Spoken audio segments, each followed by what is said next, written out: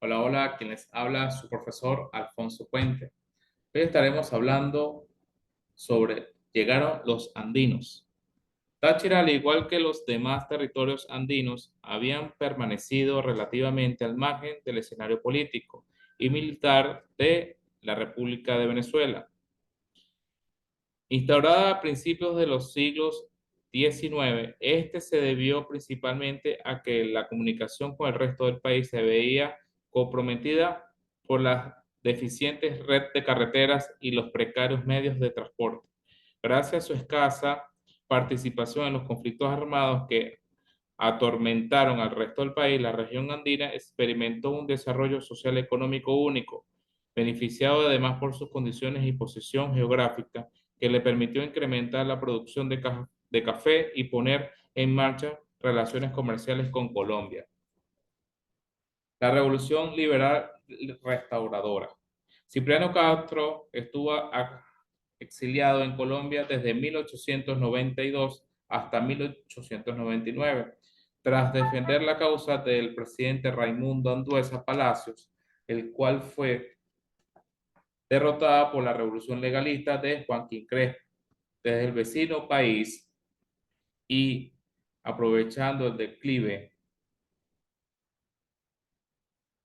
del liberalismo que gobernaba en Venezuela, representando por el régimen de Ignacio Andrade para iniciar un proceso revolucionario con miras a tomar las riendas del poder. Tras sus fallidos intentos de alianza con el también exiliado Carlos Rangel Carviras, Castro emprendió por la fuerza el avance hacia la capital. Solo 70 hombres, entre quienes figuraban Juan Vicente Gómez, Manuel Antonio Pulido y Eleazar López Contreras, iniciaron la invasión el 23 de mayo de 1899. Los insurgentes rechazaban la reforma constitucional impulsada por el gobierno de Andrade y se comprometían a restaurar los principios del liberalismo. La campaña cantrista en el poblado de Capacho, en Táchira, Castro logró reunir más de 1.000 hombres para avanzar hacia San Cristóbal. Antes de controlar esa ciudad, obtuvo la victoria en los combates de Toconó, Las Pilas, el Zumbador. A pesar de la superioridad numérica de las tropas leales al gobierno, los llamados restauradores lograron derrotarlos en el combate de Cordero a finales de julio. Esta importante victoria impulsó a los hombres de Castro a avanzar hacia Mérida y Trujillo después de encender de la cordillera andina. El caudillo continuó su ruta hacia la capital y venció una vez más a los partidarios de Andrade y los alrededores de Carora a finales de agosto. El apoyo decisivo, mientras avanzaban hacia el centro del país, las tropas restauradoras recibieron el apoyo de los seguidores de José Manuel El Mocho Hernández, quien había sido encarcelado tras levantarse en armas en contra de Andrade. Esta alianza fue clave para la revolución y significó un gran logro para Castro. El avance de Castro se vio favorecido por las diferencias entre los jefes militares del presidente Andrade. El andino venció a las tropas del gobierno en Tocuyito el 14 de septiembre y logró entrar a Valencia. En la victoria se esperaba la residencia de Luciano Mendoza, pero este sorpresivamente decidió desobedecer las órdenes del gobierno y no combatió. La llegada de Castro a la capital venezolana era inminente, por lo que Andrade envió a Manuel Antonio Pulido y a otros emisarios con la misión de pactar una salida pacífica. Sin embargo, los representantes de Andrade fueron sumándose a la causa restauradora, o lo obligaron a tomar la decisión de abandonar el país el 19 de octubre y delegar el poder en Víctor Rodríguez, un general de su confianza, quien no tuvo otra alternativa que entregar el poder a Castro 4 días después, cuando el caudillo tachirense se estableció en Caracas y dio inicio a una nueva etapa de la historia política venezolana. Hombres nuevos, nuevos ideales, nuevos procedimientos. El lema de Cipriano Castro, nuevos hombres, nuevos ideales, nuevos procedimientos, auguraban cambios y estos llegaron a la política del gobierno del Tachirente permitiendo la integración de los andinos a la dinámica nacional, al fin de las guerras civiles y de la hegemonía del Partido Liberal Amarillo y el inicio de la centralización política y militar del país. Una de las primeras medidas políticas de Castro fue la designación de un gabinete conformado por figuras de gobierno anteriores como Raimundo Andueza Palacio, Relaciones Exteriores, Francisco Castillo, Relaciones Exteriores, José Ignacio Pulido, Guerra y Marina, Víctor Rodríguez, Obras Públicas, Manuel Clemente Urbaneja, Instrucción Pública y José Manuel El Mocho Hernández, Fomento. Este último, quien había sido excarcelado, no aceptó el nombramiento y se alzó en armas alegando que la orientación política de Castro y el equipo de colaboradores seleccionados traicionaban los principios restauradores. La desobediencia de Hernández estaba justificada porque Castro había estrechado rápidamente los lazos con los caudillos más representativos del liberalismo amarillo. El nuevo presidente forjó esas alianzas para garantizar su propia estabilidad en el poder y la pacificación del país al evitar nuevos alzamientos de caudillos. Por ello, una de las primeras medidas fue solicitar a sus aliados liberales recoger las armas en todo el país.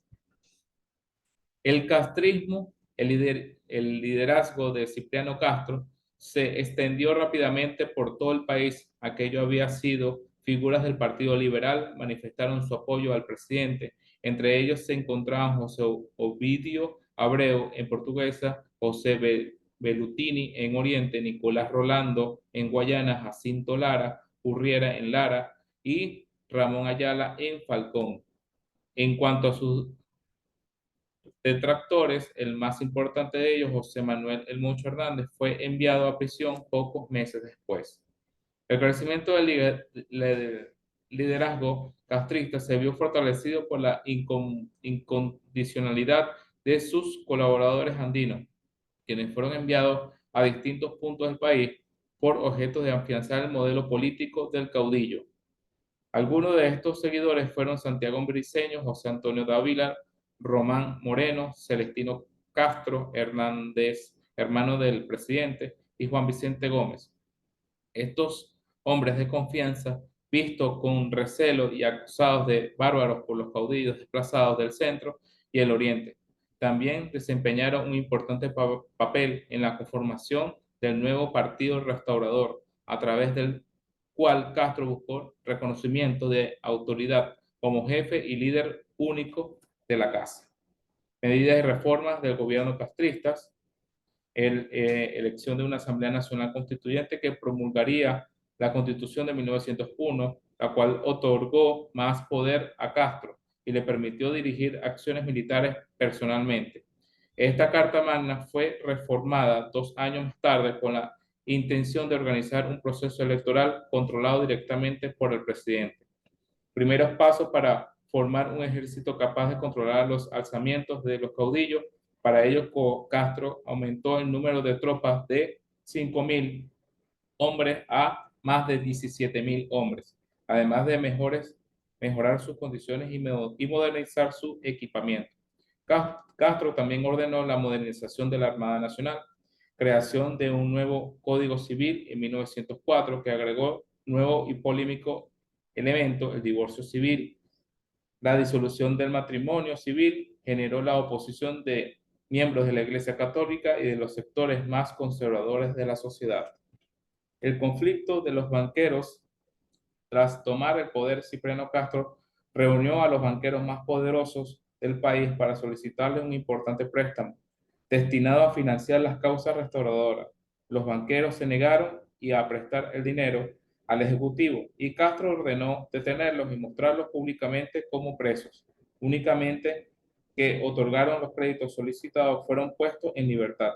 Los banqueros, luego de sufrir esa humillación, se declararon enemigos de Castro y se unieron para conspirar contra él.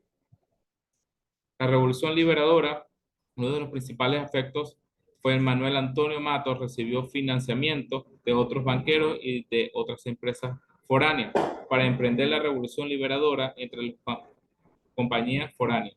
Participar en el movimiento estaba Nueva York y Bermúdez Company, empresa que mantenía un litigio con el gobierno venezolano para evitar que se retirara la concesión para explotar asfalto en el lago natural de Huánuco.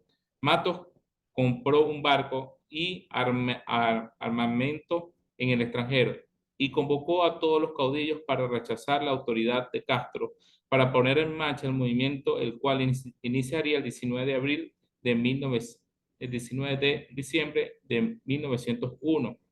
El buque de los insurgentes, bautizado como Libertador, venía desde Trinidad hacia Venezuela, donde ya algunos caudillos se habían sublevado. En las filas rebeldes se encontraban los liberales descontentos y los aliados de Mocho, y quien seguía en prisión en algunos de ellos era Luciano Mendoza, Nicolás Rolando, Domingo Monaga, Juan Pablo Peñalosa, Luis Crespo, Rafael Montilla y Antonio Fernández. La derrota libertadora, el conflicto se desarrolló de forma accidentada y con revés y victorias para ambos bandos, hasta su finalización el 22 de julio de 1903. Las tropas de Castro vencieron a los insurgentes en el asedio de la Victoria, y a finales de 1902, al principio de tropas revolucionarias promulgaron su triunfo a considerar que tenía a Castro rodeado por 14.000 soldados, pero tenía después Gómez logró romper el cerco y revertir la situación a su favor. Matos ordenó la retirada de sus tropas y salió del país, no sin antes encomendar a Nicolás Rolando que continuaría los combates en el oriente del país. 3 meses después, la guerra se paralizó por el bloqueo de las costas venezolanas, pero en marzo del año siguiente Castro reanudó las hostilidades y envió a Juan Vicente Gómez a derrotar a los sublevados en Ciudad Bolívar. Si bien Nicolás Rolando, considerando la posibilidad de llegar a un acuerdo para evitar la batalla, no pudo aceptar las condiciones que le impuso Gómez, por lo que cual decidieron enfrentarse. Tras una larga lucha, las tropas de Rolando fueron derrotadas por las Gómez, obligaron a los rebeldes a rendirse y dando fin a la guerra. Una de las claves que causaron la derrota de la Revolución Liberal fue el abastecimiento regular de las tropas gubernamentales, sus nuevos armamentos y liderazgo de Castro. Adicionalmente, en el grupo alzado pugnaban distintos intereses políticos y económicos que habían importantes diferencias internas. Esto es todo por la clase de hoy, espero que les haya gustado. Quien les habló, su profesor Alfonso Puente.